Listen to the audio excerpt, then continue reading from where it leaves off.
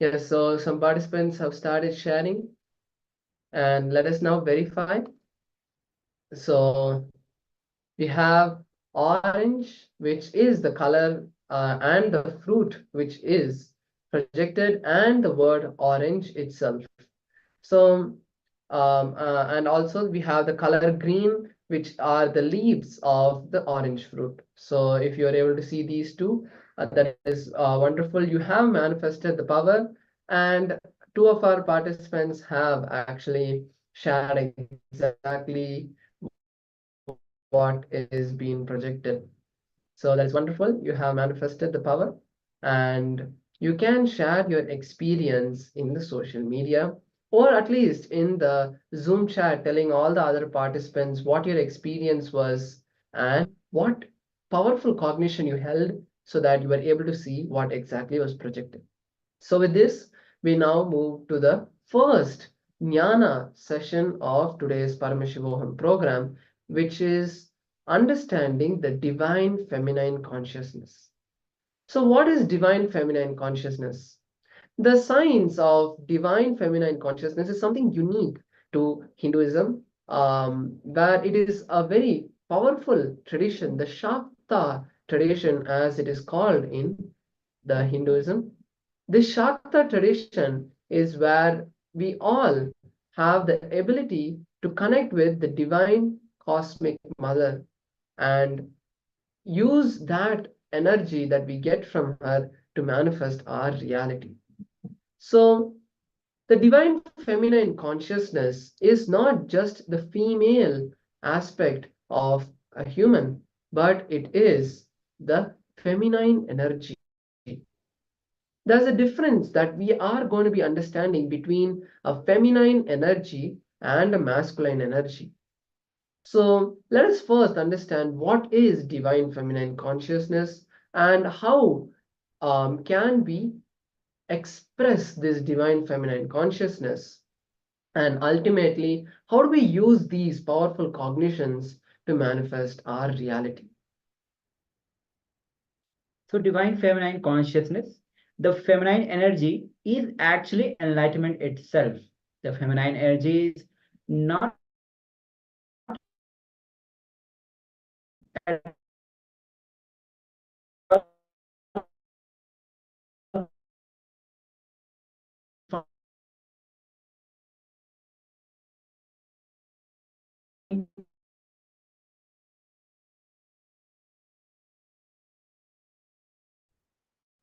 having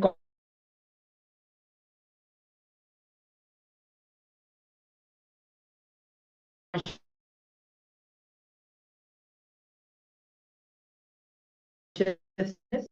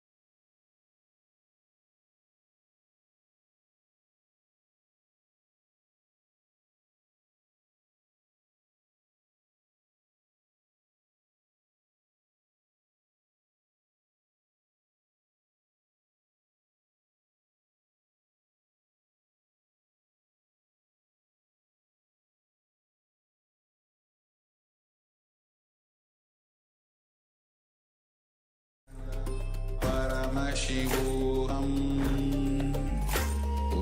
Om Nityananda Paramashivoham Om Nityananda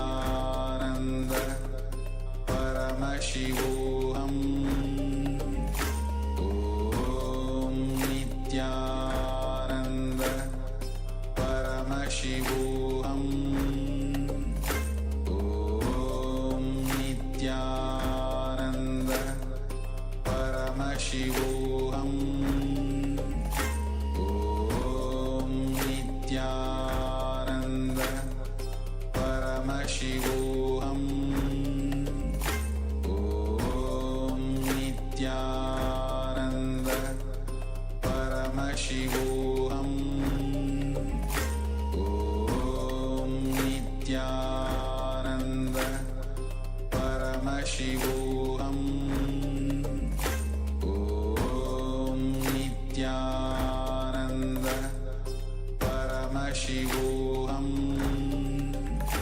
Om Nityananda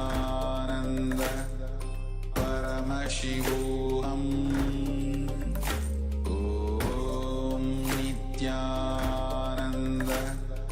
Paramashivoham Om. Yes, sorry for the technical glitch. Let us continue with today's Paramashivoham session. Hope you're all able to see us and hear us. You can just wave if you are able to see us or hear us, or just give a thumbs up saying, yes, I'm able to hear. All the participants on the Zoom room, you can just give us a thumbs up telling, yes, I'm able to hear you. Yes, Yes. thank you. Let us now continue with the understanding of the divine feminine consciousness.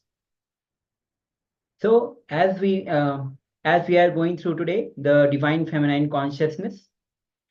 So divine feminine consciousness, the feminine energy itself is enlightenment and is not confined only to the women. So there is an example, actually a story. There was a king who lived. Once the king had lived, he did not had any kids. So he wanted to choose one person from the kingdom to train and put him as a king. So he announces to the whole kingdom to gather, and he announces to challenge competition for just to have the next successor for the king, for his kingdom. Whoever can open the door of the fort had a huge gate, maybe like 100 feet tall. The fort. Now the king announced a challenge. Whoever can open the door of the fort with an empty hand will become the king of his kingdom. The whole kingdom gathered. Not a single fellow tried actually, because the challenge was too huge, too challenging. So not even a single person came forward and tried. The moment they saw the door, they got frightened. They were like, oh God, how can I open it? How could this be opened? Just by seeing this, so much of impossibility came in them, because always they have seen the door being opened by two or three elephants and with a lot of efforts. So they never saw the door opening by one person. So much of impossibility went into them, and nobody came to even try to open that big huge door of the fort. But there was a young man who decided, why not give a chance? Let's try. When he went and pushed, the door automatically opened because the door was never locked inside. Yes, it was never locked inside and sealed inside. Usually, sights you see was not seen. He just opened the door. So this story here, but let's understand with this, what is feminine energy? So the feminine energy, which constantly gives birth, expresses itself in the feminine energy. Expression is feminine energy. The energy which constantly creates in the cosmos, whether it's a big bang that happens or it is just a small plant that grows. Whatever energy in the cosmos is making all of these things do what they are doing, the creation aspect is the divine feminine energy. So the feminine energy has two aspects. One is the aspect which gives fulfillment as a beloved, and the aspect which gives the emotional fulfillment as a mother. This is what symbolized when the deities are shown having two consorts, representing the expression of two aspects of feminine energy. The base, the very beginning, is the very basic thing of the human consciousness. It can play both the roles.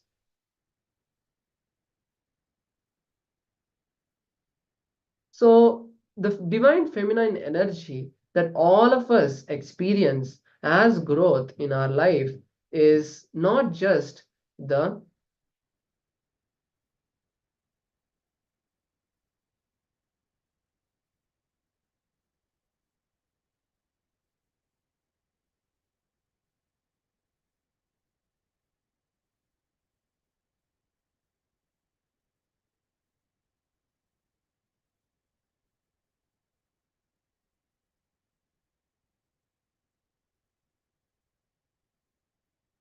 yes. So we were listening about the divine feminine energy that is there inside all of us. So this divine feminine energy that continuously creates everything is what is the energy, the power of divine feminine. So when we want to manifest something in our life, we can use this divine feminine energy to to manifest that in our life.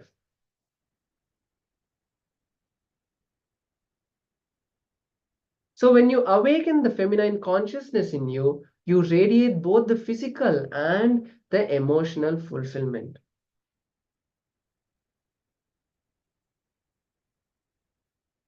So there is a story of Arunachala, the story of feminine energy. In Devi, the feminine energy is awakened and she became Ardhanarishwara. The scripture does not say when the masculine energy is awakened. It says when the feminine energy is awakened, she became Ardhanarishwara, became a part of Shiva. Devi experienced enlightenment. So it is when the feminine energy is awakened in you, the fulfillment of two aspects of feminine energy happens in you, both physical and emotional, and one becomes Ardhanarishwara. So this is the story from the Arunachala itself, the story of feminine energy, how the Devi became Ardhanarishwara. When a woman expresses fulfillment, she expresses the beloved aspect and the mother aspect completely. When both aspects awaken new consciousness in a person, the being experiences complete fulfillment. If you're missing the mother dimension, just the beloved dimension cannot fulfill you.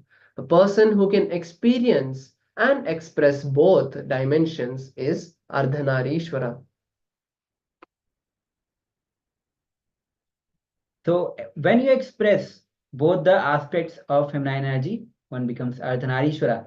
When a man becomes enlightened, he becomes a leader. When a woman becomes enlightened, she becomes mother and beloved. Devi radiates both the dimension when she becomes enlightened. Any pleasures which you feel inside without any external need is actually the feminine energy.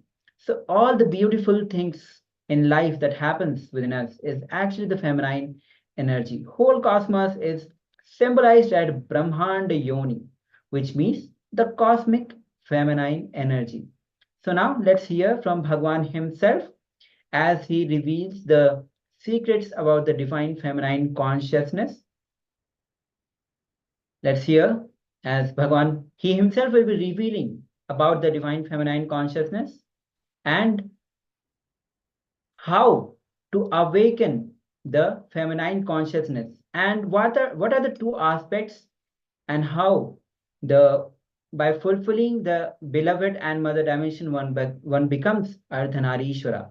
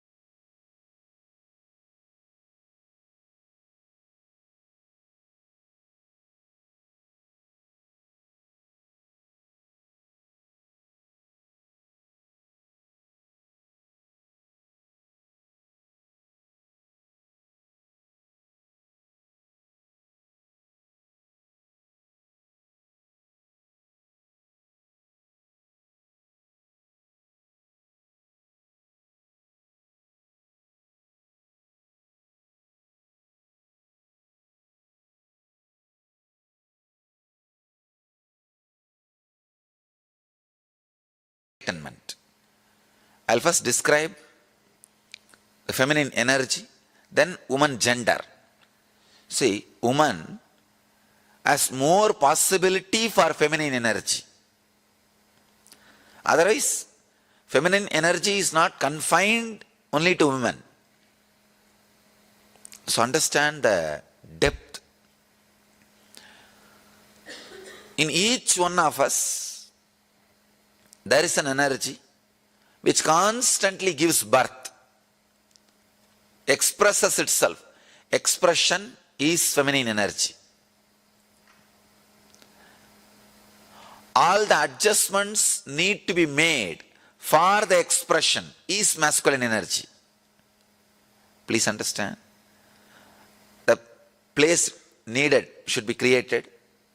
Means naturally the old has to be removed. The destruction. All that work is masculine energy's work. But the very expression is feminine energy's work.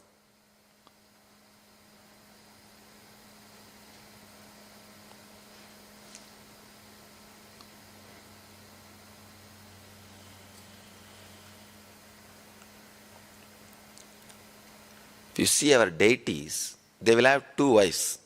Almost all deities. Please don't think it's two women. Two aspects of feminine energy. One, the aspect which gives the fulfillment, physical pleasure. The other aspect gives fulfillment emotionally as a mother. One aspect which gives fulfillment physically as a beloved. The other aspect which gives fulfillment emotionally as a mother. The very being, the very basic thing of the human consciousness, it can play both the roles. When you awaken feminine consciousness in you, you will see that you are radiating physical fulfillment and emotional fulfillment, which is enlightenment. Practically, which is enlightenment. I'll describe the Arunachala story. The story of Arunachala.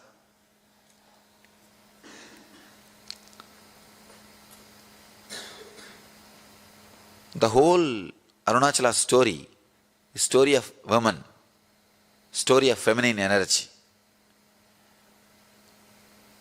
the story says that Devi was meditating and inside her being, the feminine energy got awakened. Please understand, not masculine. Feminine energy got awakened. She became Ardhanarishwara. The description exactly it says, in Devi, the feminine energy is awakened and she became Ardhanarishwara. Means half male, half female. You'll be surprised. See, in male, if female energy is awakened and the description says he became half male and half female, perfectly all right. You can understand. But the story says, in Devi, the feminine energy, the feminine Shakti is awakened and she became Ardhanarishwara. Means, when a woman experiences fulfillment, she experiences her beloved aspect and mother aspect completely.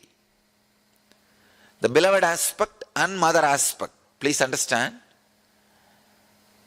If you are just beloved, you will be materialistic, outgoing.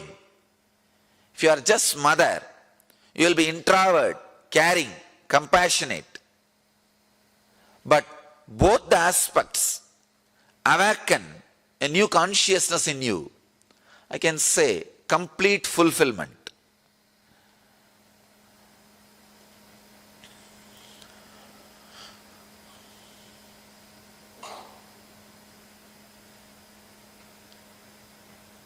I think with this one example you will understand. All of you can understand.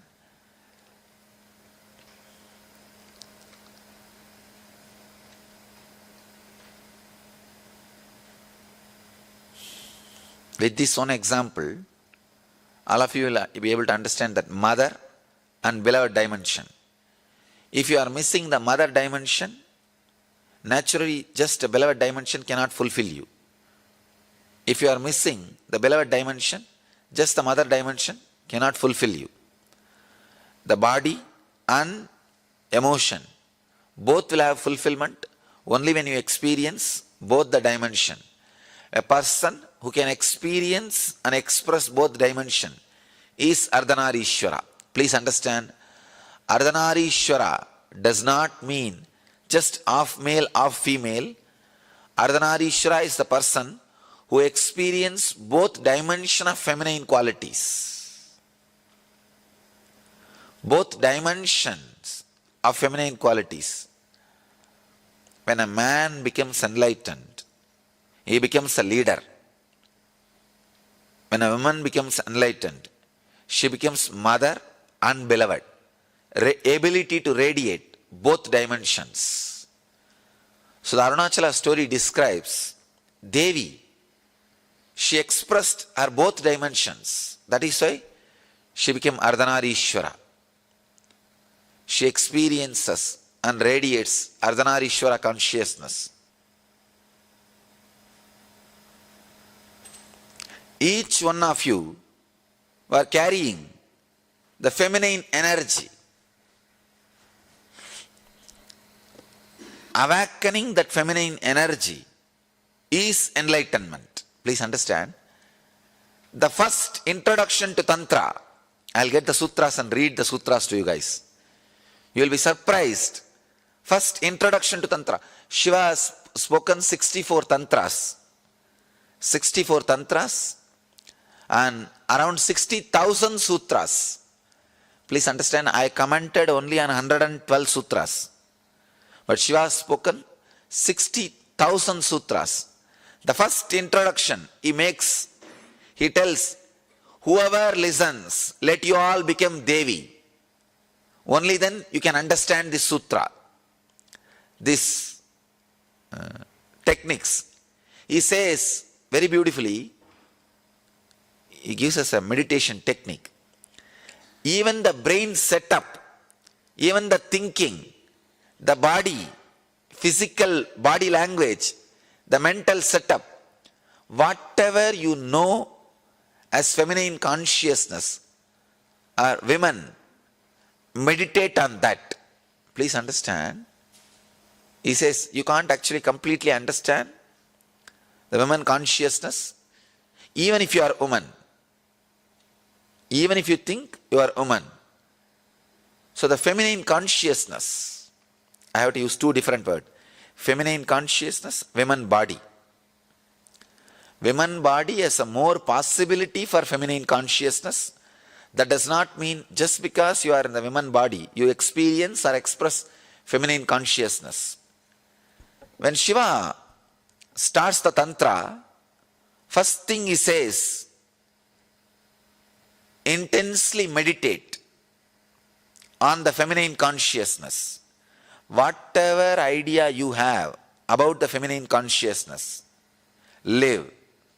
And Ramakrishna, he practiced this technique. If you have read Ramakrishna's biography, you will understand. He says, 9 months he practiced the technique. He really became woman. Not only feminine consciousness, he became woman. He says, the complete circle of energy, the complete circle of energy happened in me in that 9 months. He says that completion of energy happened in me in that 9 months.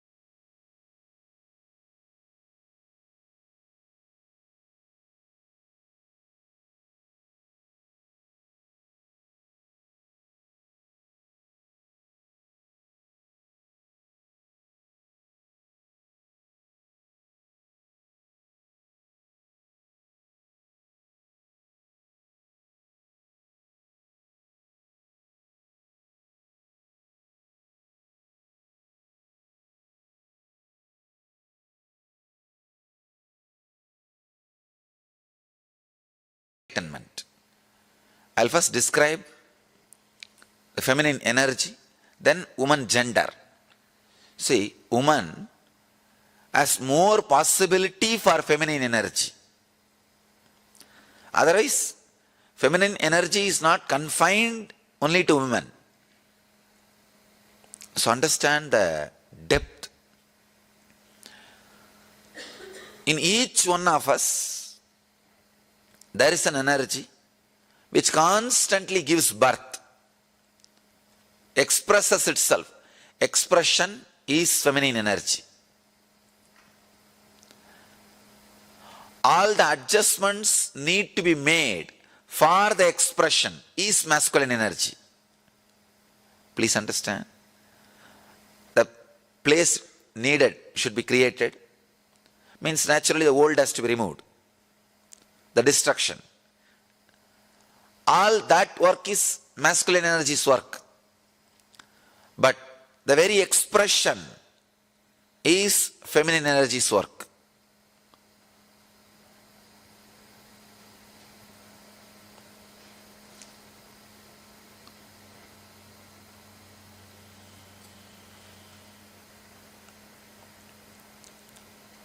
If you see our deities, they will have 2 wives. Almost all deities. Please don't think it's 2 women. 2 aspects of feminine energy. One, the aspect which gives the fulfillment, physical pleasure. The other aspect gives fulfillment emotionally as a mother. One aspect which gives fulfillment physically as a beloved. The other aspect which gives fulfillment emotionally as a mother. The very being, the very basic thing of the human consciousness, it can play both the roles. When you awaken feminine consciousness in you, you will see that you are radiating physical fulfillment and emotional fulfillment, which is enlightenment. Practically, which is enlightenment. I'll describe the Arunachala story. The story of Arunachala.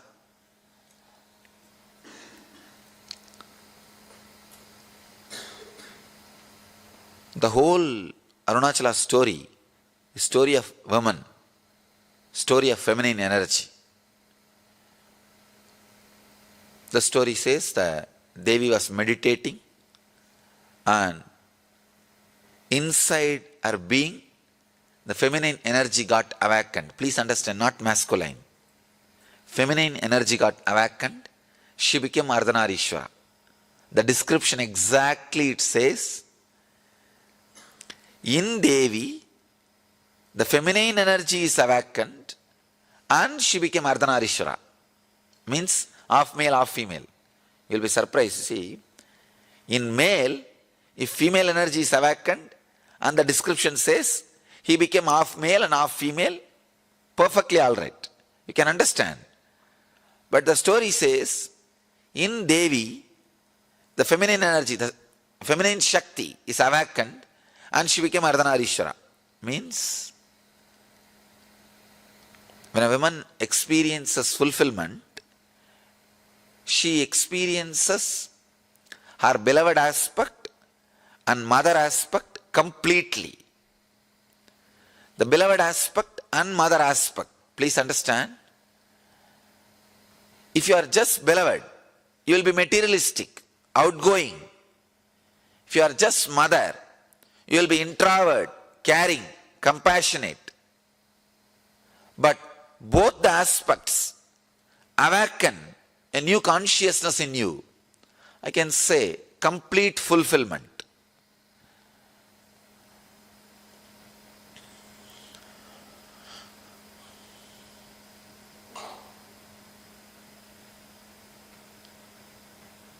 I think with this one example you will understand. All of you can understand.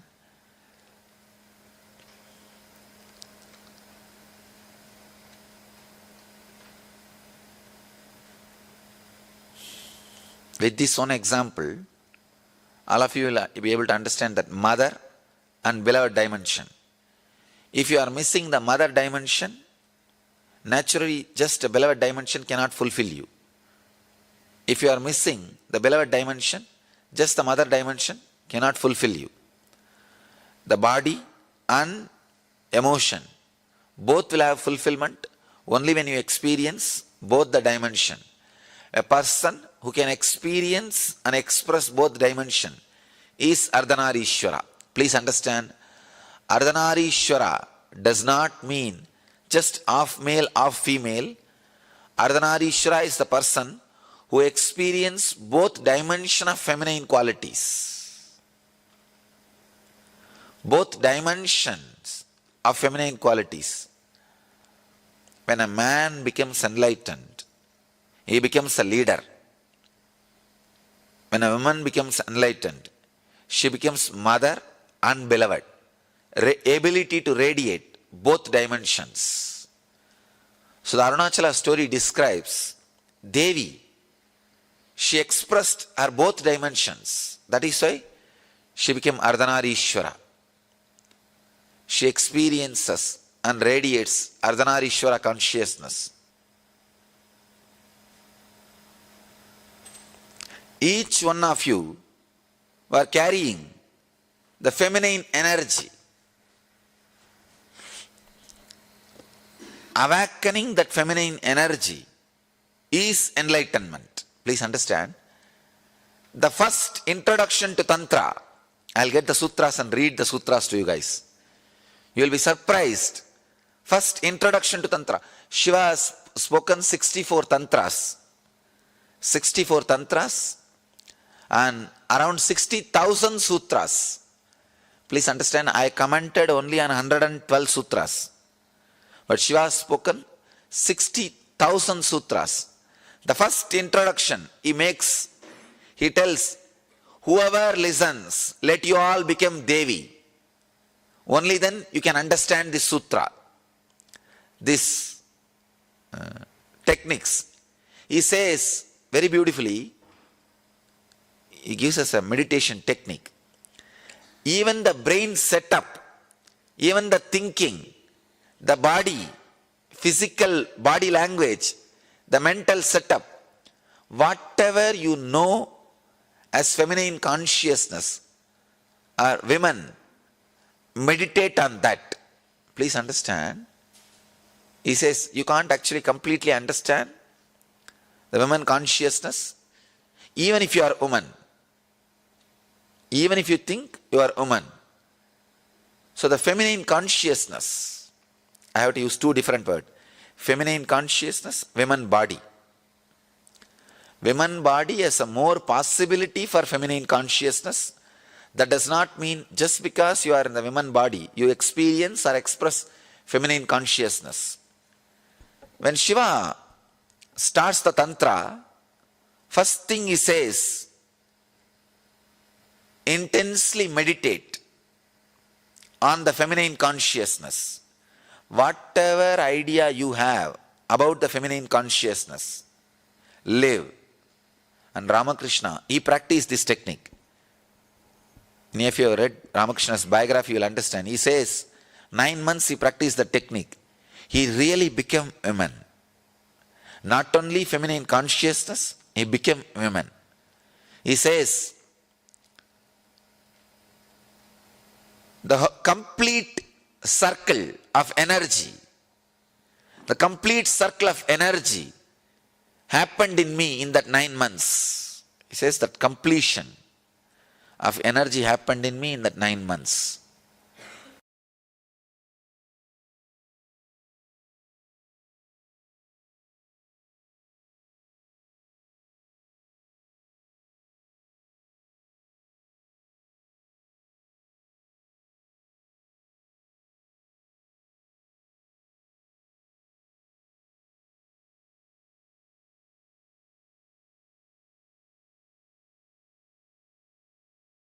Enlightenment.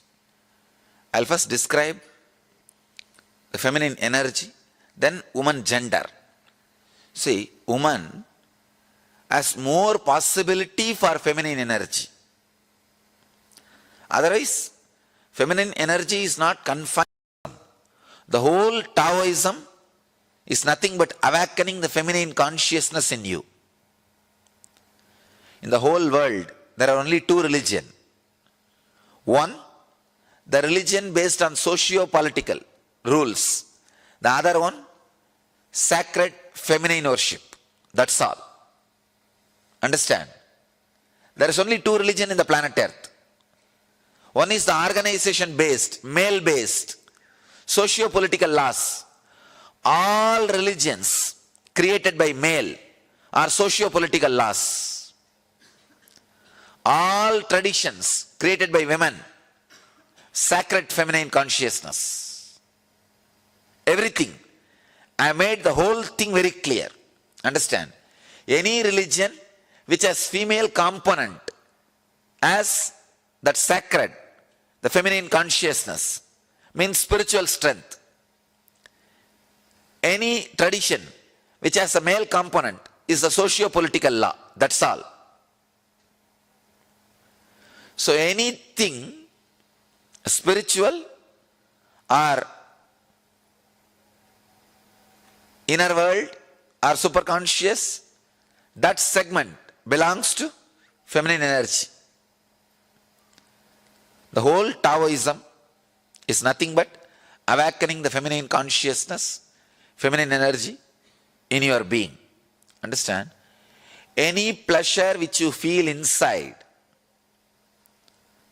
Any pleasure which you feel inside, through your nerves, through your system, through your consciousness, without any external need, is feminine energy. It is feminine energy.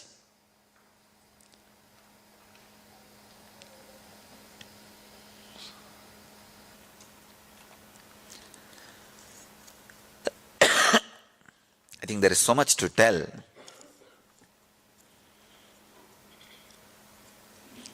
Even when I spoke about avatar, I did not feel this much of files. The subject says, woman, high possibility of enlightenment. I can say, enlightenment, high possibility of becoming woman.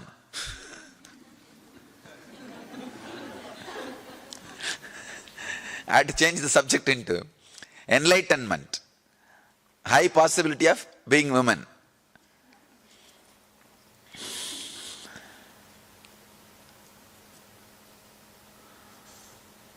It's not that woman is a high possibility for enlightenment. Enlightenment is the high possibility for woman. Our traditions describe, the Vedic tradition is, I think, only tradition which describes the whole cosmos itself as a Brahmanda Yoni. Please understand, it's not saying Brahmanda Linga. No. The original Upanishadic description does not say Brahmanda Linga, means not the cosmic masculine energy. No. It says cosmic feminine energy.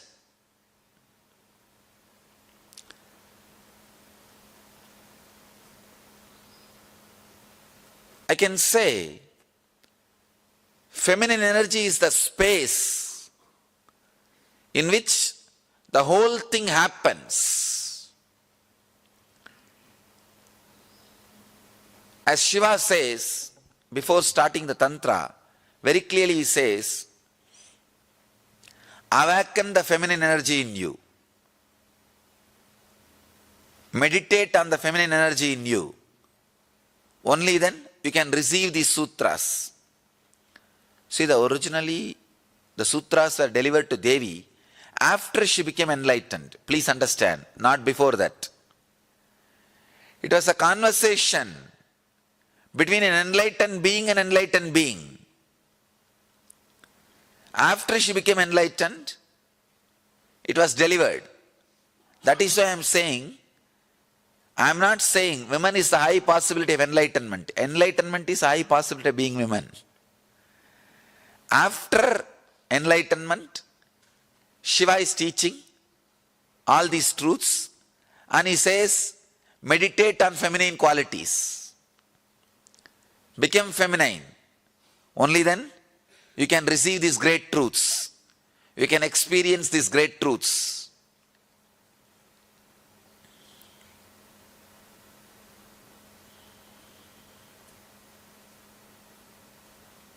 Subject is too broad. That is why too much needs to be expressed.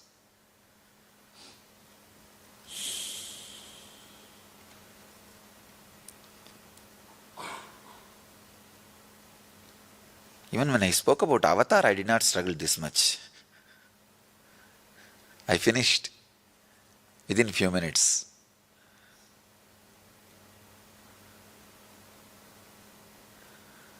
Anything conscious is feminine.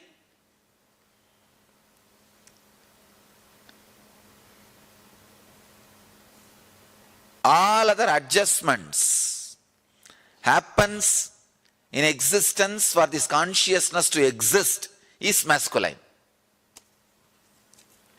Understand? Anything exists is feminine consciousness.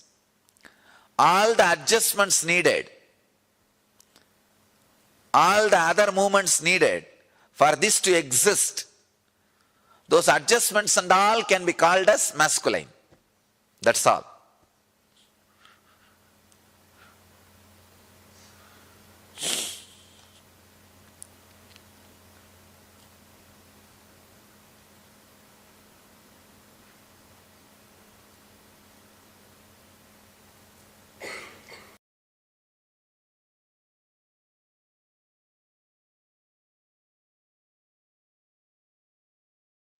Yes. So that was a very powerful satsang where Swamiji shared about the divine feminine consciousness. So let us understand the essence of this session and internalize these truths.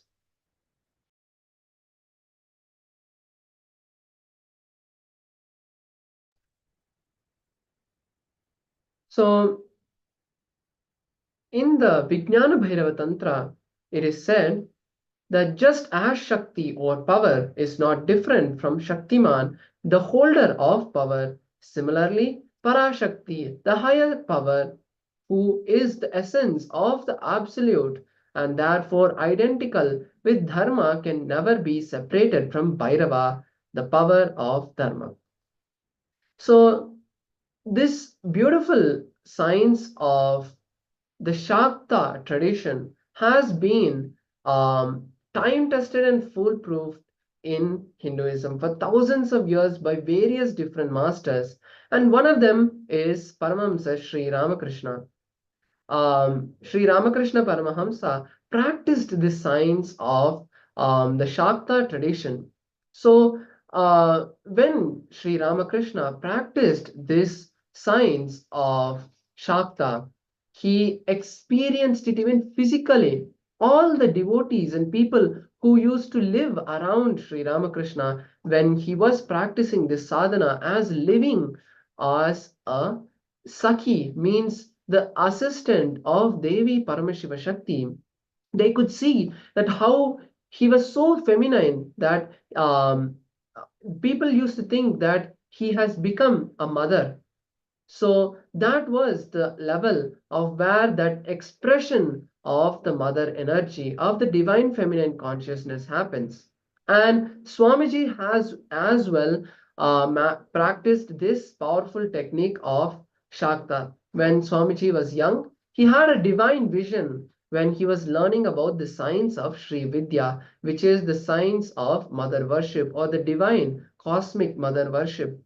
So at that time, he had a divine vision of a Sri Yantra, which is the cosmic geometrical figure that represents Devi Paramashiva Shakti.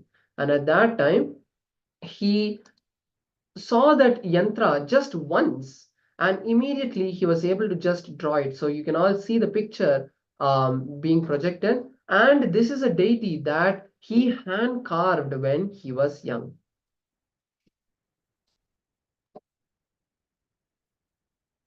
So let's understand what is feminine and what is masculine. So anything conscious is feminine. All other adjustments happens in existence.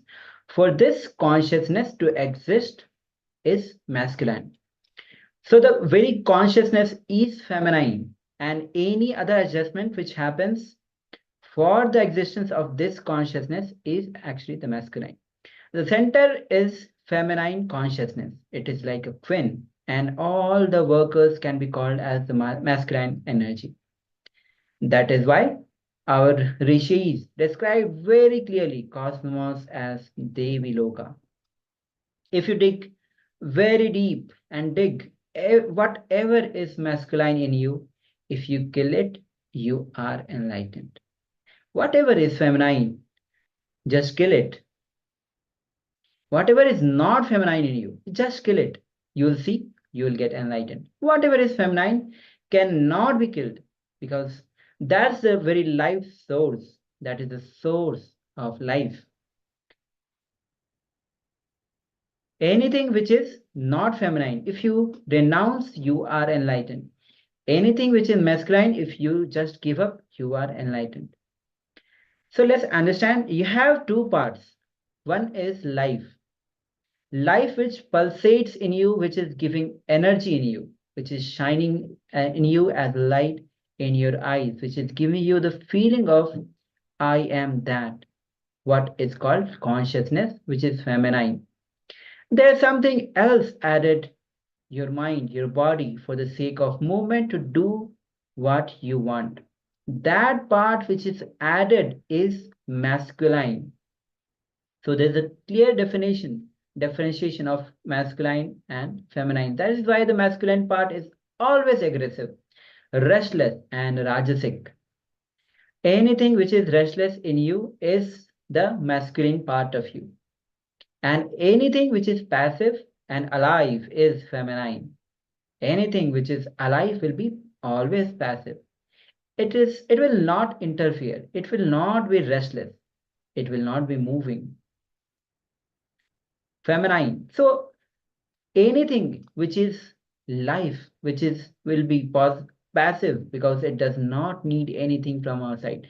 So anything which is the life force itself doesn't need anything from outside. That is the feminine. That doesn't need any support, doesn't need any external entity. Only if you need something, you will be restless. So anything that is required from external, that is the masculine. That only brings the restless rajasic. So masculine, if you need something from outside, you are not feminine. So this is the parameter to understand the feminine and the masculine. If you are restless for something of outer world, you carry the masculine energy in you. Now, in society is male-minded, which is called restlessness, which is masculine. That is why life is always described as restlessness, especially the Western mind-based social society is mostly masculine. If you exist as you are, then you are in feminine consciousness, because as you exist, there's nothing external that you need. There's no restlessness, there's no rajasic guna in you. So when you exist as you are in feminine consciousness. If you want anything or move physically or mentally, you are in masculine consciousness. Anything which you want physically or mentally and moving, if that movement is stopped, you are done. Nothing else. That's all. You're just in the feminine consciousness.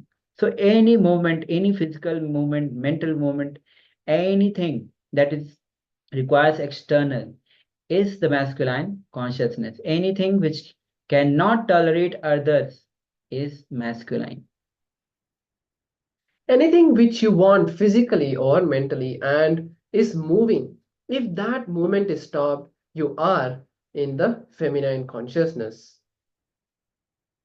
So the biggest calamity that has happened in the human society is that the role of woman that needs to play is not happening, because in the olden days, because that ecosystem was there, it was maintained by the women.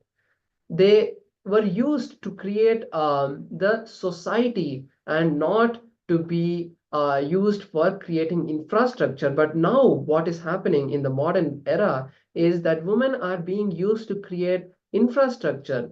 Women are living models, examples of intense passive life energy. They need to remind planet Earth about living enlightenment. Women When women are used to create infrastructure, priority of radiating feminine consciousness has been lost. The woman body is not hardwired to create infrastructure. It is hardwired to keep the society and the ecosystem together. So all the religions are based on sacred feminine energy. All the religions that are based on the divine feminine energy are peacemaking religions. They accept everybody and they accept everything as divine. All the mother based religions, the sacred feminine based religions, not only they will be passive, accepting and compassion based, but they will be radiating that to the entire ecosystem that they are in. All religions based on masculine are terrorism based religions. They cannot tolerate others' existence, and anything which cannot be tolerated will be masculine. So the essence of this is anything which you want physically or mentally and moving, if that movement is stopped, you can experience the divine feminine consciousness. Just remain in that feminine consciousness and you are experiencing enlightenment. Anything which cannot be tolerated by others is masculine. So let's take a few minutes and look into our life and see what is the component, what are the ideas, aspects of your life that you are expressing your masculine energy. Look into your life and identify the aspects of your life when you have expressed the feminine energy, and anything which is masculine, if you just give that up, you are enlightenment. Decide to give up whatever is masculine in you. So just an example, you can write down an incident for both of these fields. One is the masculine energy, when you have expressed masculine energy. For example, your daily life, is it, you can verify and see, is my daily life masculine or feminine? For example, am I doing work for the sake of acquiring wealth and living a mundane life, or am I doing it to enrich myself and society? So if you are doing your work for the base, for the need of only acquiring wealth and living a mundane, materialistic life, then that is masculine. So you can also see the feminine energy where you are experiencing. For example, what in your daily life are you doing which is happening just for the sake of enriching yourself and society? It can even be like, for example, I do meditation, I do yoga, I listen to satsang. All of these are feminine energy aspects. But just write it down so that you have an idea about your life and you can see that, yes, this is what I am doing on in my life. So let's take a few minutes to write this down.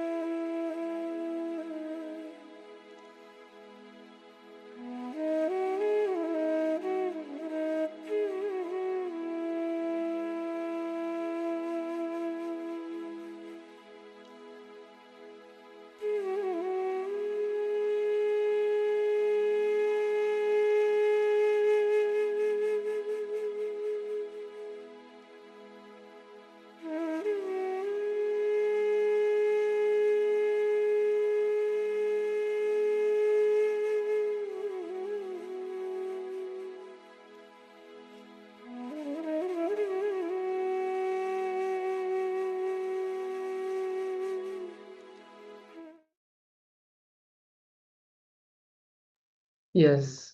So now that we have understood the masculine and feminine part of our life, let us now start working towards making our life more and more feminine, energy conscious based. What do I mean by that? I mean that as we saw in the examples in the first, so there's one situation, but two different contexts that is happening behind that.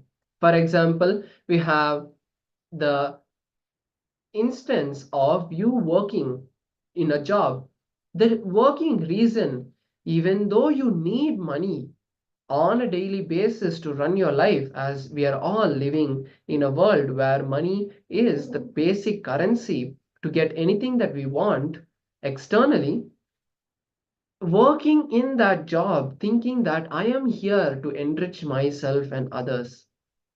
When you work from that context, not only you will see that you're working 10 times or even 100 times better, but you will start enjoying whatever you do. You will start enjoying life. You need to work from the context that I am working to enjoy, to create. And then if you work, you will see that you are manifesting your reality. So with this, let us now move into the first power manifestation. Today we are going to be manifesting the power of teleportation. This is a very beautiful power where you can move matter from one place and to another place without needing to actually touch the material. So Swamiji beautifully said in one satsang that nowadays people are working to make antimatter, and even 1 gram costs almost $1 billion. But here, when we manifest this power of teleportation, where we move the object from one container to another, just that process, when it moves from one container, it becomes antimatter and moves into the other container. So let us now first listen to the Shastra Pramana, the scriptural reference for this power, and then move into the manifestation. It comes from the Spandakarika, another powerful scripture where Paramashiva reveals the signs of teleportation and various other powers. Vibhuti Spanda Sutra 3.4 and 3.5. Paramashiva says, Yata hi arto sputo drishtaha savadanepi chetasi bhuyasputataरो bhati स्वभलो योग भावितः तथा यत् परमार्थेन येन यत्र यथा स्थितं तत्तथा बलमाक्रम्य न चिरात् सम्प्रवर्तते.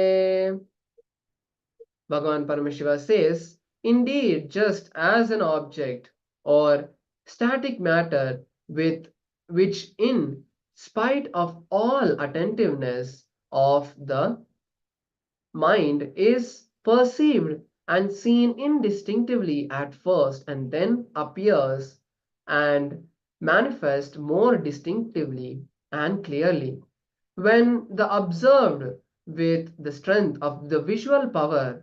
So when the yogi resides resorts to you the power of spanda, the dynamic activity, in its highest existence of nature, of oneness with Sadashiva, then whatever thing, object, or knowledge which is static matter exists in any dimension, wherever state or dimension it is, that thing or object at once, not after long, appears and manifests in the very way of its nature in the strategic existence. So to listen, this sounds little complicated, but let me break it down for all of you. So here Paramashiva tells us that whenever we look at an object at first, it is not seen distinctively, means whenever any object is there around us, it is the reality that we are creating that is there around us. For example, If you see a car moving, it is you creating that car, because we are all in a world where there is a power that is called the quantum state. So the quantum state is a scientifically proven theory where an object can be in multiple forms at any given moment until the observer looks and perceives and decides with the power of his mind how that object should manifest. So that is how we can see so many power manifestations happen or miracles happen. It is unconsciously we deciding to experience a miracle and it happens. Unconsciously we create our entire existence, and that is why we feel it is not in our control, even though it is. So that is what Paramashiva means in the first part. So Paramashiva says, when we connect with Paramashiva and declare that I want the reality to manifest in a particular way, at that moment, Paramashiva says, the happening of your declaration takes place, where whatever you declare happens in the external world. That's what Paramashiva says when the yogi resorts to use the visual power with in being in the space of Sadashiva, the object appears more distinctively. So when we declare with the space of oneness with Swamiji, we can also manifest this power.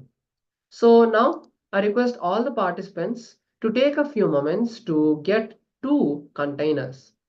So container A will have some item like some powder. If you have turmeric or you have the sacred ash, bhasma, you can use any powder that you have.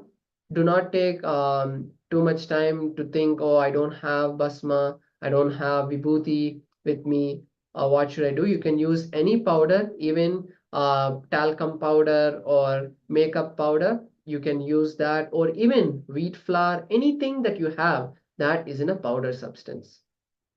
Place that in container A and keep an empty, cleanly wiped container, which will be container B. So our declaration to Paramashiva is to request Paramashiva to manifest the movement of the substance from container A to container B.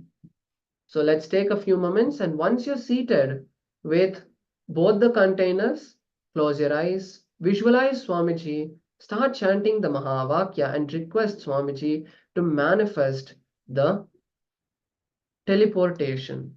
Let's begin.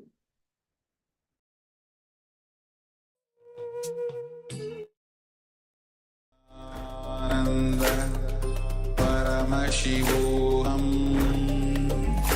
Om Nityananda Paramashivoham Om Nityananda Paramashivoham Om Nityananda Paramashivoham Paramashivoham Om Nityananda Paramashivoham Om Nityananda Paramashivoham Om Nityananda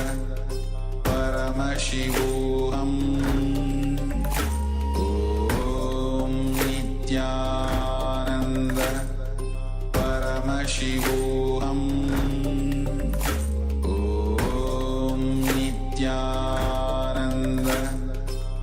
Paramashivoham Om Nityananda Paramashivoham Om Nityananda Paramashivoham Om Nityananda Paramashivoham Om Nityananda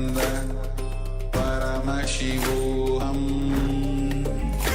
Om Nityananda Paramashivoham Om Nityananda Paramashivoham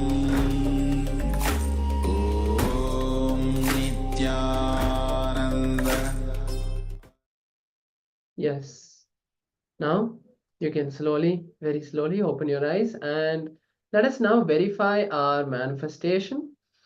I request all the participants to now take your containers and see around the container if any of the powder is in the container B. So let's take a few minutes. You can even use a flashlight, sometimes as this is the first round, maybe if some particles have moved from container A to container B, even a flashlight might help showing that it might even be around the area of the container B.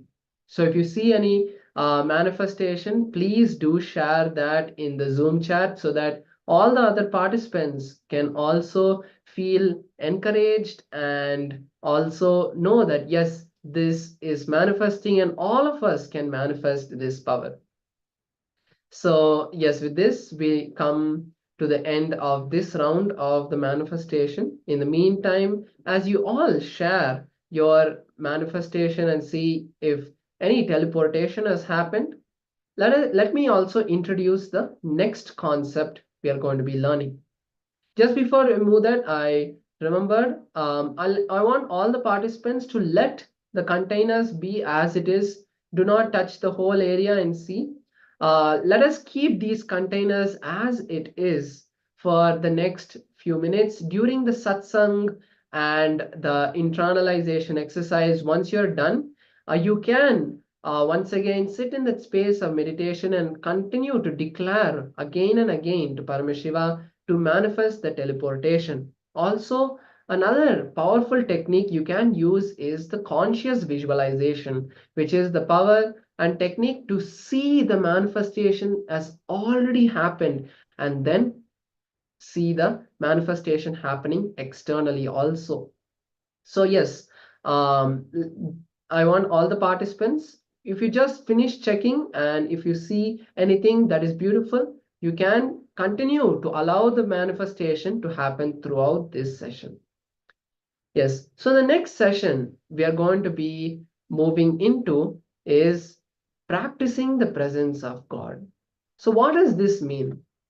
Practicing the presence of God is the science of connecting with any deity of your choice, any being of your choice, whether it is Shiva, if it is Vishnu, if it is Swamiji, whoever you feel as your Ishta Devata, means your deity of choice, who you connect with, then feeling that the deity is there 24/7 by your side.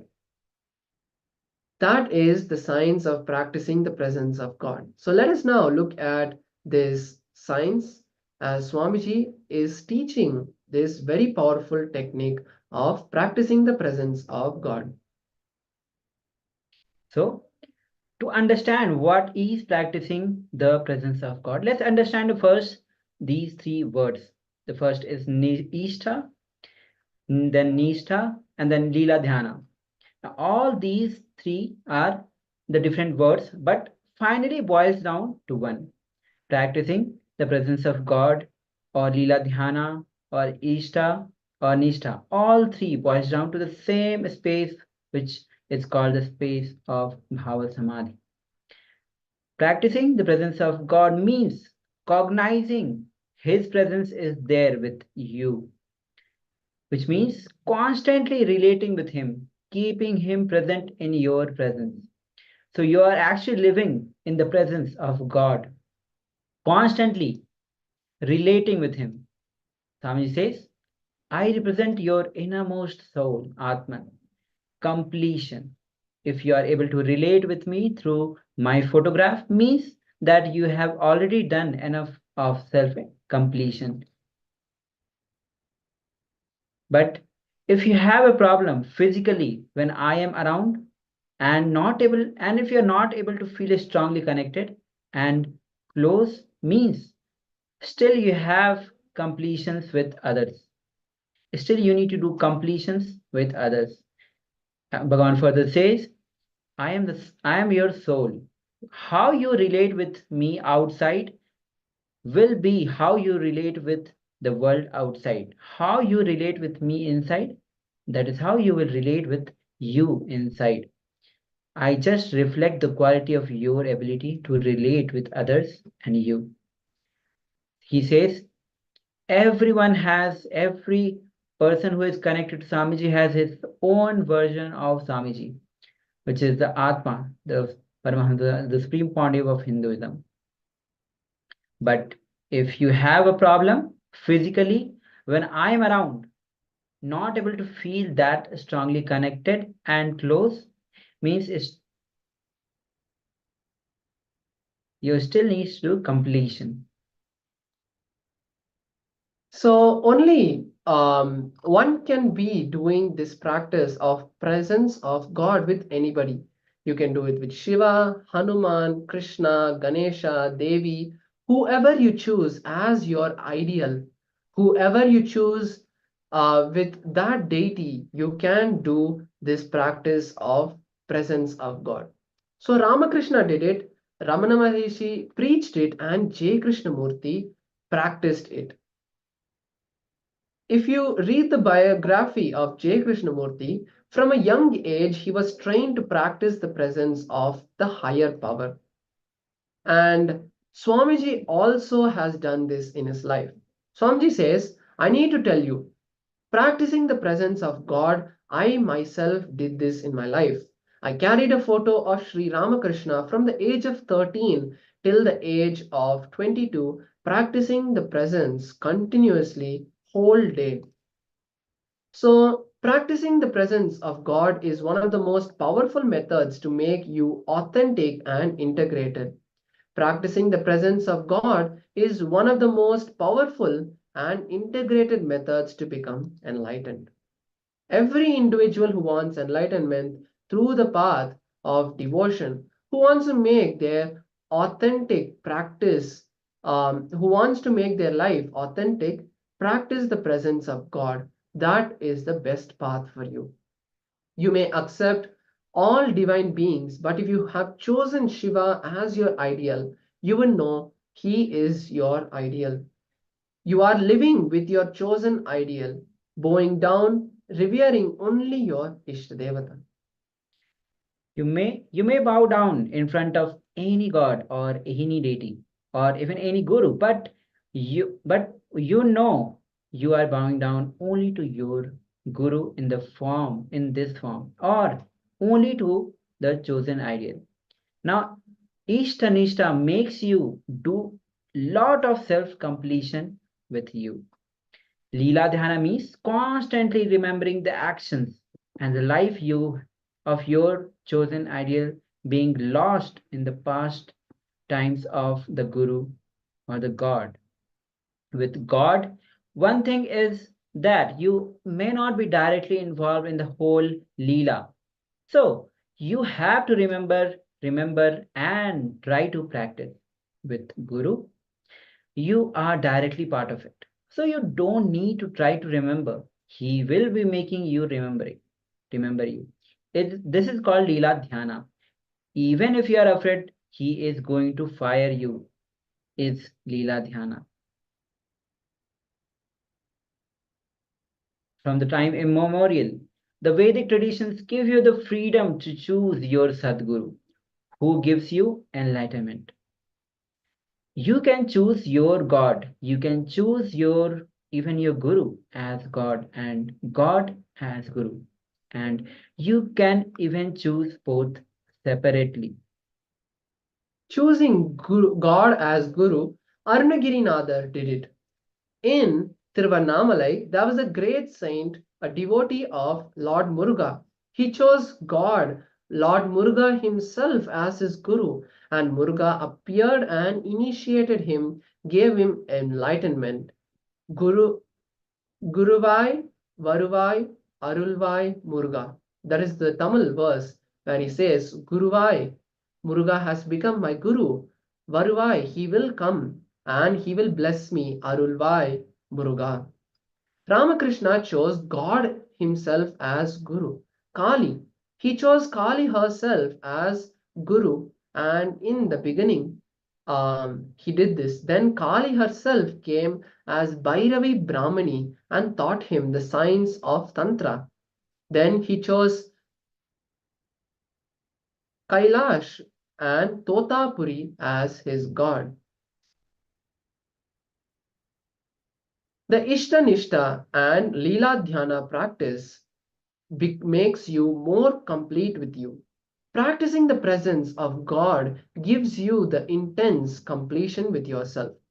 Swamiji says, if you observe deeply, you will find out if you have incompletion with you. That day you will feel, I am angry with you, meaning you are angry with Swamiji.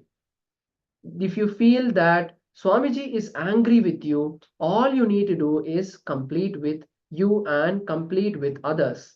Then you will feel suddenly that Swamiji is not angry with you. He is just telling you to complete with your incompletions.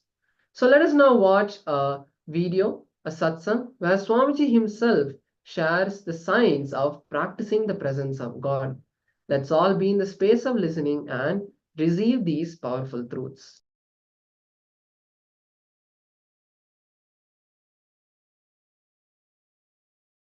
Questions from inner awakening participants to help you all realize the four principles as satyas, tattvas into satyas, into life. The first question today is from ID number 3 Chellayya, who's asking, Swamiji, I have a feeling I'm connected and not connected to you. Back home, I'm so connected to you. I talk to you through the Gurumurti photograph. Whenever I have pain, I touch the photo and I feel the vibration and the pain is gone. I talk to you freely like I'm talking to a friend. I'm staying alone away from my family, but I live with you. When I go out, I tell you that I'm going out, and when I am back, I again tell you I am back. When I go to sleep, when I get up, everything I talk to you. If I am late, you wake me up. I live with you in my home. I drive my car. I feel you are with me so many times. I have escaped even from an accident because I know you pulled me out of it. But here in the IA program, you are physically so near and I feel you are so far away, as though some wall is there between you and me. Why is this so, Swamiji? What do I have to do to break this?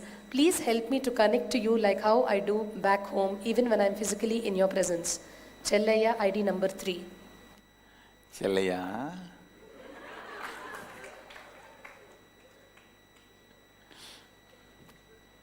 this is a very beautiful question.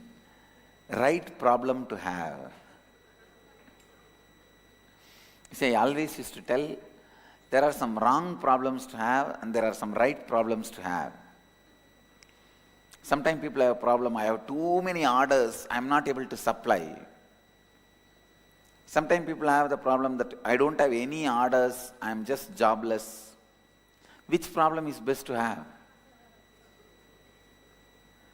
Having too many orders and not able to supply is the problem to have, good problem to have. See, listen. Now I am expanding on some of the important truths. I represent your innermost soul, Atma, completion. Understand? I represent your innermost soul, Atma, completion.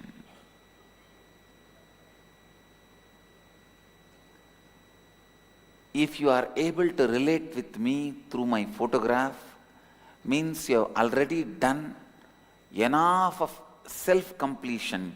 You are complete within you. The Swapurnatva is done.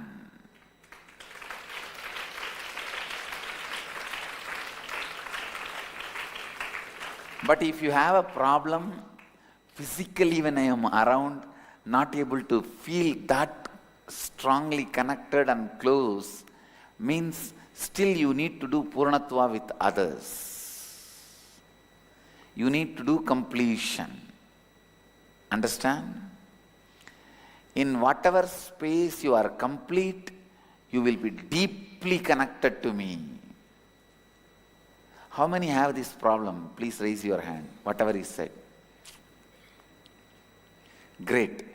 You have done a lot of completion with you, but even in the completion you have not completely completed. If you completely complete it, even with completion with others, you will be complete. Listen what I am saying. I am your soul.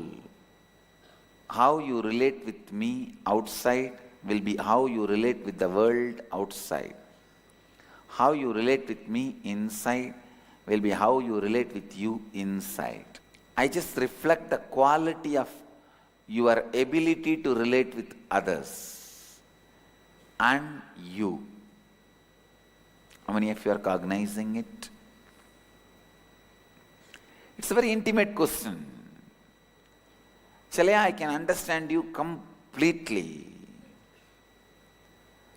And there are thousands here to sympathize with you and understand you completely.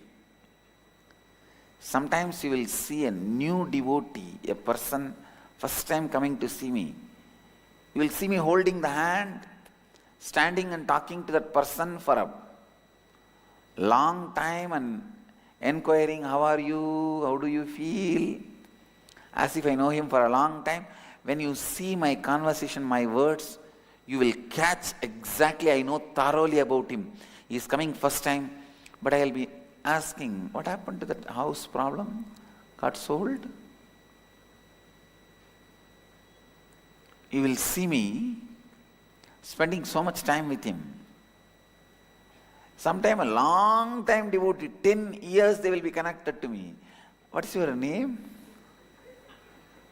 That's all, especially if she is a woman, she will collapse. Have heart attack, brain attack, liver attack, kidney attack. Whatever organ she has, she will have attack on it.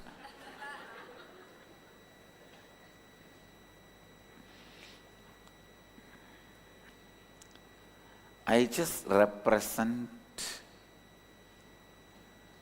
your level of completion.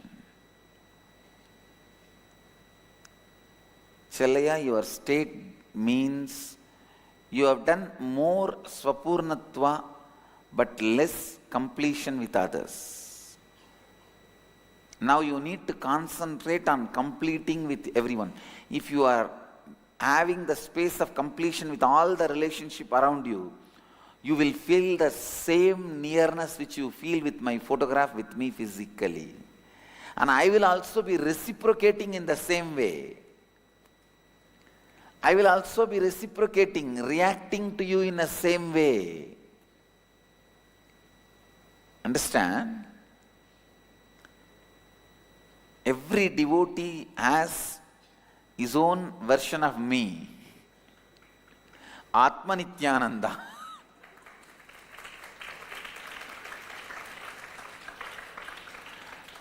With whom they talk, they relate, sometimes talk back for me also. How many of you talk back for me? God, when I am in the body itself. And then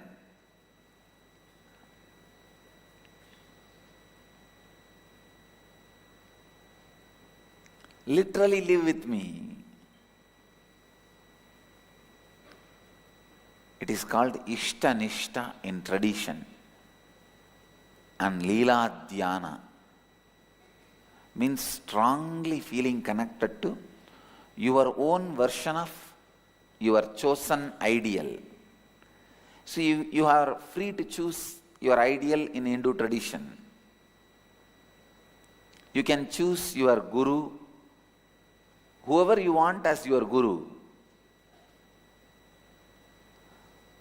Your Kula Guru can't be changed, but Sadguru can be changed. Means, Kula Guru means family Guru. All family will have one Guru, that community Guru. Kula Guru is more for training you when you are a child into the disciplines of what to do and what not to do. Like take bath 3 times a day, do Sandhya Vandana, Gayatri Japa.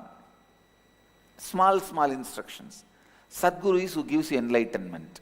From the time immemorial, Vedic tradition gives you the freedom to choose your Sadguru, who gives you enlightenment.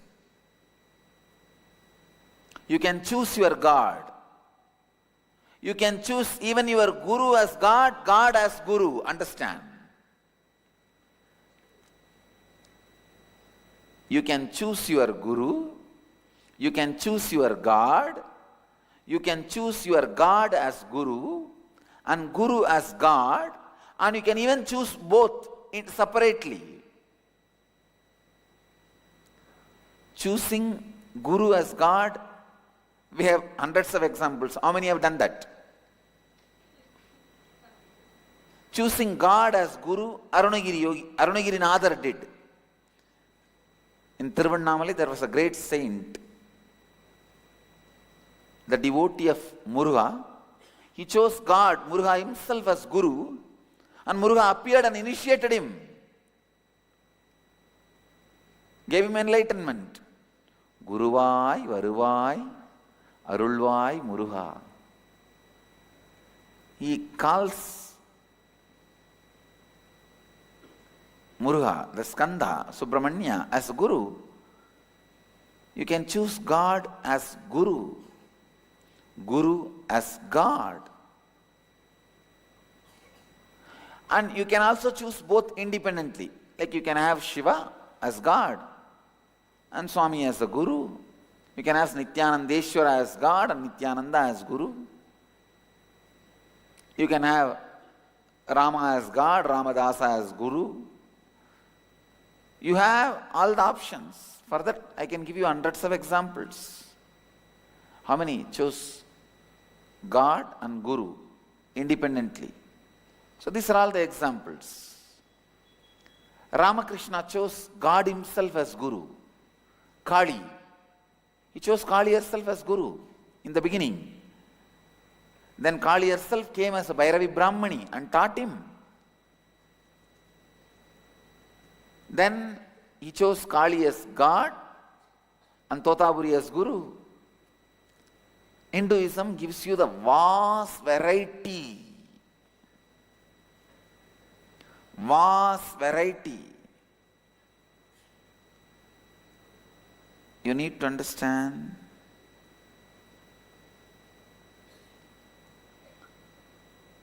Living with your chosen ideal is called Ishta-nishta, Leela Dhyana.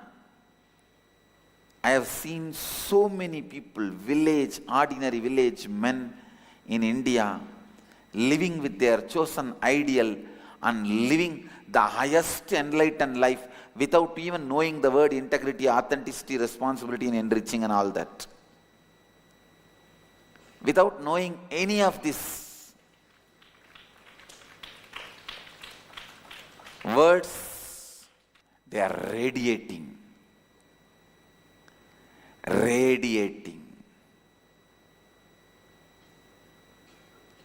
Enlightenment. I tell you, just this one truth, Ishta-nishta and Leela Dhyana, made millions of Indian villages enlightened.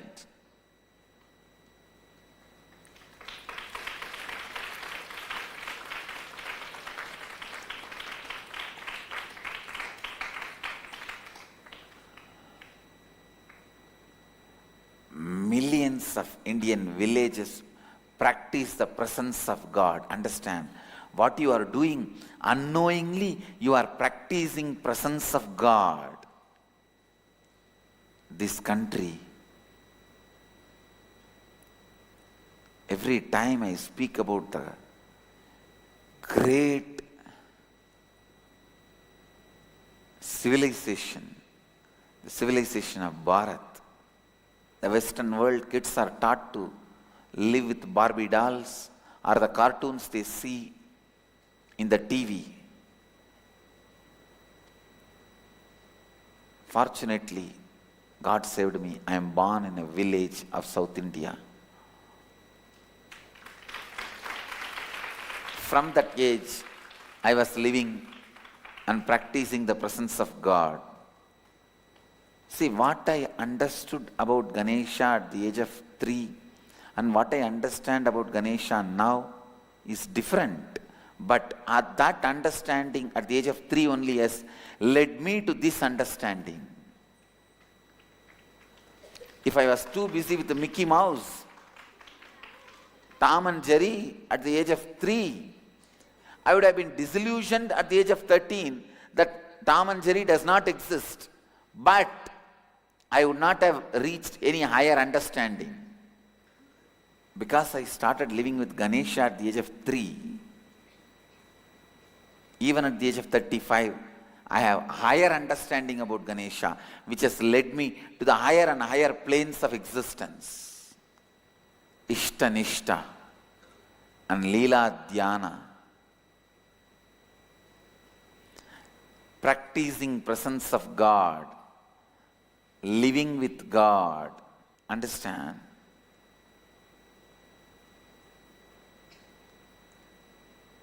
For every individual who wants to achieve enlightenment through the path of devotion, who wants to make their life authentic, this is the best path. Actually, I tell you that whether you want it or not, your life will continue to become more and more authentic. Because you know, I am there. I am there. Practicing the presence of the God makes you more and more authentic. That's the beauty of the Hindu tradition. Beauty of the Vedic spiritual tradition. Ishta Nishta makes you do a lot of self-completion with you. Actually, because of this Leela Dhyana practice, you become more complete with you. And if you observe deeply, you will find out, if you have incompletion within you, that day you will feel, I am angry with you. I am angry at you. When you have incompletion, you will see the reflection on me. Means, if you feel I am angry at you, all you need to do is do completion with you and completion with others. How many of you feel I am angry at you? So all of you have to do completion with you and completion with others. I am not angry with you. If I am angry with you, then I am incomplete. I am not angry with you because I am complete with me and with others. All you need to do is, you need to complete with you and others.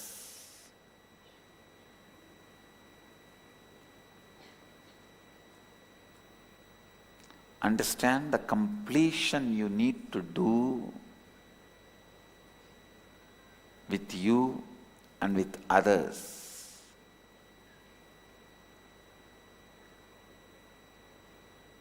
Is responsible for how you feel connected to me outside and inside.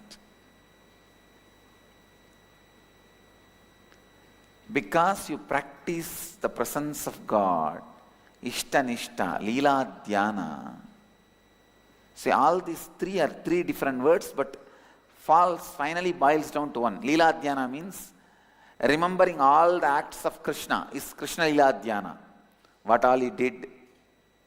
Remembering all the pastimes of Krishna is Leela Dhyana. Remembering all the Shiva's Leelas and experiencing it as it is happening now is Shiva Leela Dhyana. In my case, you don't need to do Lila Dhyana. Wherever you are, just I'll be possessing you. Simply you'll be remembering only me. Whether you are in kitchen cooking or ironing the clothes, washing the vessels, or in the office sitting and doing the job. How many of you listen? Listen. How many of you feel almost 24 hours as an undercurrent? I am there in your memory, in your life. Whatever you may be doing, I'll be there. This is Leela Dhyana. Practicing the presence of God means what Challaya says exactly. Whenever you go out, telling, Maharaj, Swamiji, I am going out and come back. When you wake up, Swamiji, I am on time. See, I am in integrity. If not, see, Swamiji, I am late, I am completing with you. This is practicing the presence of God. See, you can be doing this practicing presence of God with anybody. You can do with Shiva, Hanuman, Rama, Krishna, Devi, whoever you choose as a chosen ideal. With that, you can do it with the Guru, God. As I said, you have an option. But practicing the presence of the God is so powerful. Please understand, I need to tell you, practicing the presence of God, I myself did in my life. I carried the photograph of Sri Ramakrishna from the age of 13 till the age of 22, practicing his presence continuously. Continuously, whole day. I tell you, practicing the presence of the God is one of the most powerful methods to make you authentic and integrated. Practicing the presence of the God is one of the most powerful and integrated method for becoming enlightened.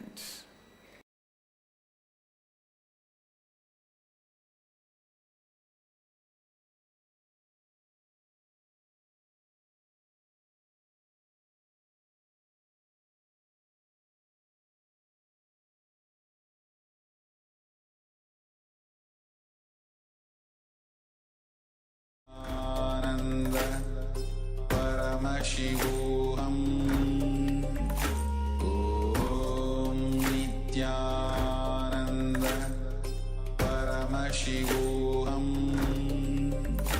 Om Nityananda Paramashivoham Om Nityananda Paramashivoham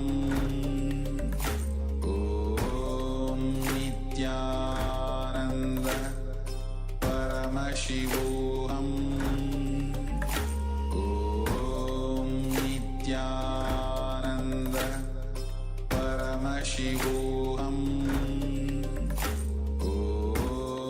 Nityananda Paramashivoham Om Nityananda Paramashivoham Om Nityananda Paramashivoham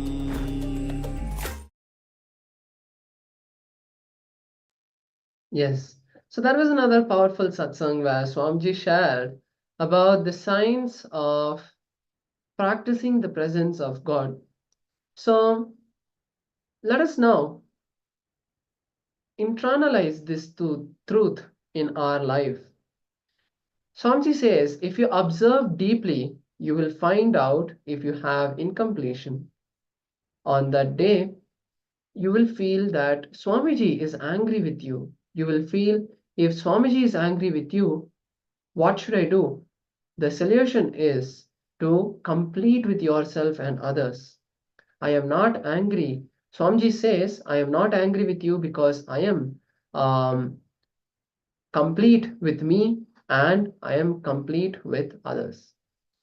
Contemplate on this understanding and write down 10 to 25 powerful cognitions, whatever you understood from this session. Let's take a few minutes to write down all the powerful cognitions and questions as well that you have about this session so that you can have a clear understanding of this entire process. So let's take a few minutes to ask your questions in the Zoom chat or write down these powerful cognitions. Please begin.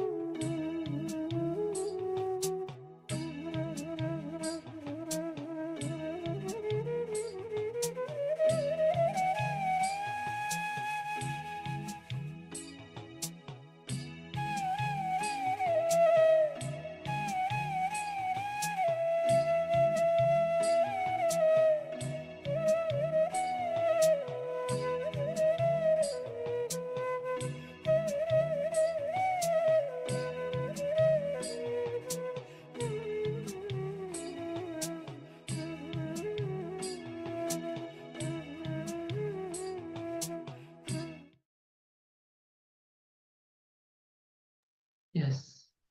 So with this, we come to the end of this internalization of seeing how to live this presence of God. So now we'll be moving to the power manifestation once again, and let us now once again enter that space of oneness with Swamiji.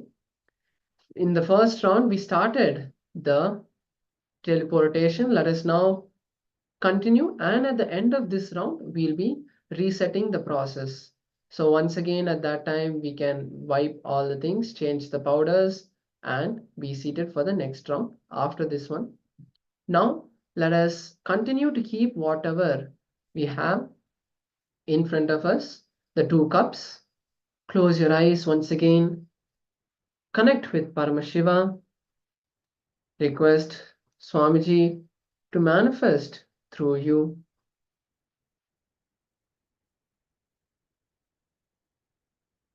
Intensely chant the Mahavakya.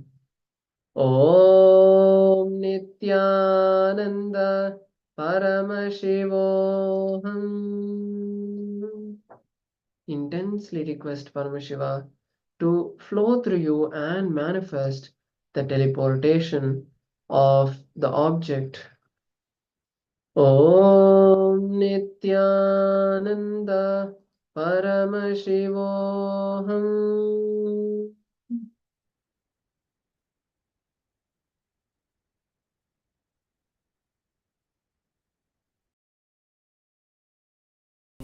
Nityananda Paramashivoham. Om Nityananda Paramashivoham. Om Nityananda Paramashivoham. Om Nityananda Paramashivoham. Om Nityananda Paramashivoham. Om Nityananda Paramashivoham. Om Nityananda Paramashivoham. Om Nityananda Paramashivoham. Om Nityananda Paramashivoham. Om Nityananda Paramashivoham. Om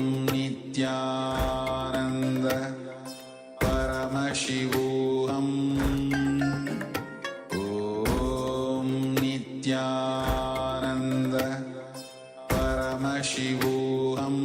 Om Nityananda Paramashivoham. Om Nityananda Paramashivoham. Om Nityananda Paramashivoham. Om Nityananda Paramashivoham.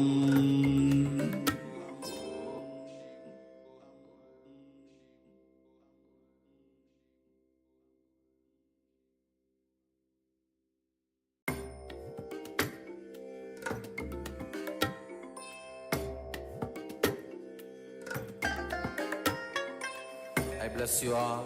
Let you all open all your three eyes and manifest the powers of Mahasadashiva. Om Nityananda